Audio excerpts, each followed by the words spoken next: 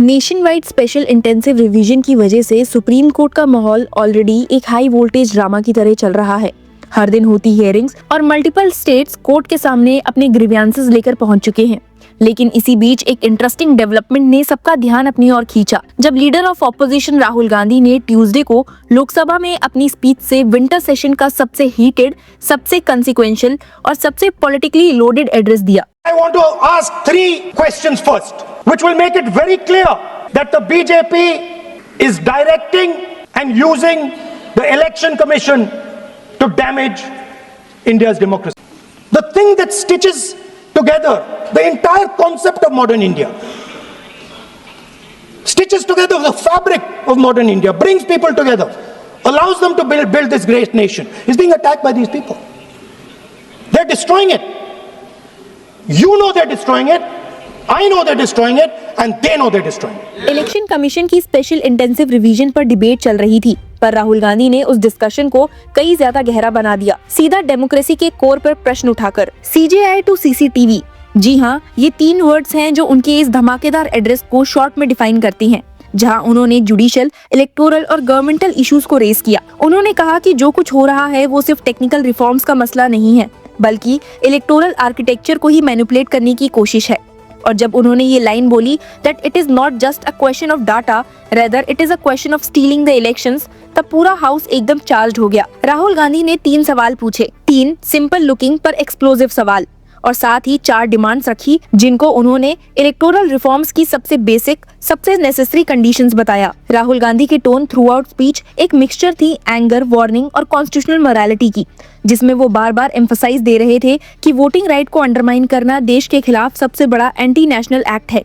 उन्होंने बोला, वोट चोरी is an anti national act and those across the aisle committed an anti national act. सबसे पहला सवाल था, Why was the Chief Justice of India removed from the selection panel for appointing election commissioners? What motivation could there be to remove the CJI? Why is the Prime Minister and Amit Shah so keen on choosing exactly who the election commissioner would be? ये एक direct allegation था कि government ने election commissioners के appointment को executive influence में डाल दिया है।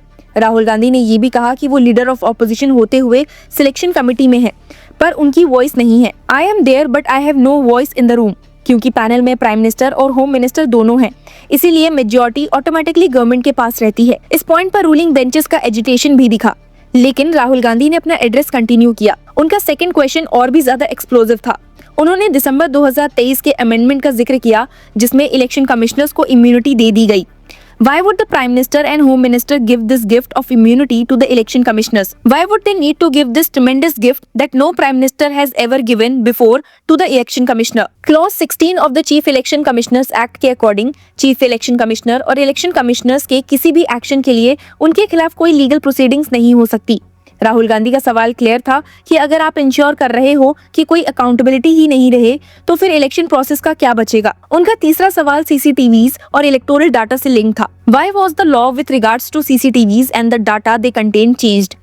Why was a law put in place that allows the election commission to destroy CCTV footage 45 days after the election? Rahul Gandhi ने ये गवर्नमेंट के जवाब का भी मेंशन किया, जिसमें कहा गया था कि ये डाटा का सवाल है।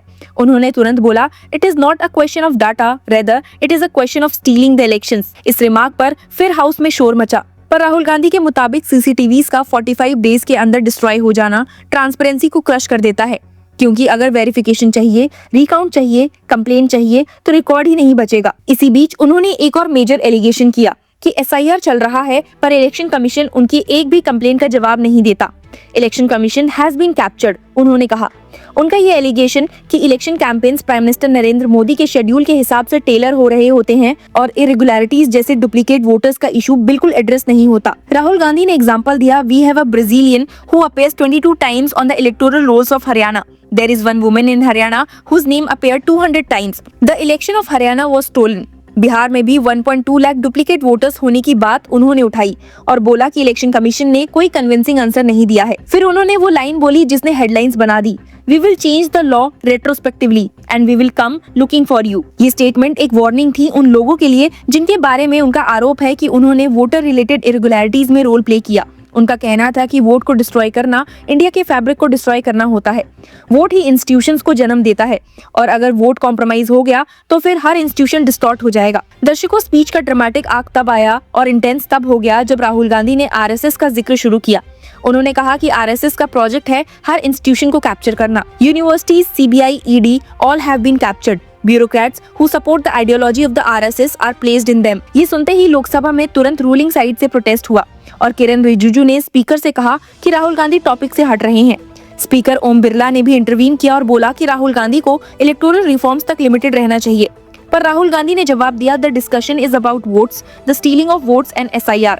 उन्होंने महात्मा गांधी के असैसिनेशन का रेफरेंस दिया जो गवर्निंग बेंचेस को और भी प्रोवोक कर गया। राहुल गांधी का कहना था कि महात्मा गांधी ने इक्वल इंडिया का जो विजन देखा था उसको डिस्ट्रॉय करने का प्रोजेक्ट असैसिनेशन के बाद से चलता आ रहा है। Those are uncomfortable truths but they have to be spoken, उन्होंने कहा। और जब ट्रेजरी बेंचेस ने ऑब्जेक्शन लिया तो राहुल गांधी ने एम्फसाइज किया कि इंस्टीट्यूशंस का कैप्चर अल्टीमेटली वोटिंग सिस्टम को इम्पैक्ट करता है, जहां से सारा कॉन्स्टिट्यूशनल ऑर्डर डिराइव होता है। इस पूरे डिस्कशन के बीच राहुल गांधी ने 4 डिमांड्स रखे जो उनके मुताबिक इलेक्टोरल रिफॉर्म्स का रियल बेस बना सकते हैं। Electoral reforms very simple. The point is nobody wants to do it. The government doesn't want to do it. What does electoral reform require? What we've been saying. Number 1, give machine readable voter lists to all political parties 1 month before the election. That's the first step. The second step is take back the law that allows the destruction of CCTVs, CCTV footage. Very simple, not difficult. While you're doing that, also tell us what is the architecture of the EVM. Give us access to the EVM. Let our experts go and see what is inside the EVM. Till today, we have not had access to the EVM. We are not shown the architecture of the EVM. We're not physically allowed to go and see an EVM. Give us the architecture. Give us access to the EVM. And finally, please change the law that allows the election commissioner to get away with whatever he wants to do. That's all the electoral reforms you need. And I want to assure the election commissioner that they might be under the impression that this law lets them get away with it. Let me remind them, don't worry, we are going to change the law.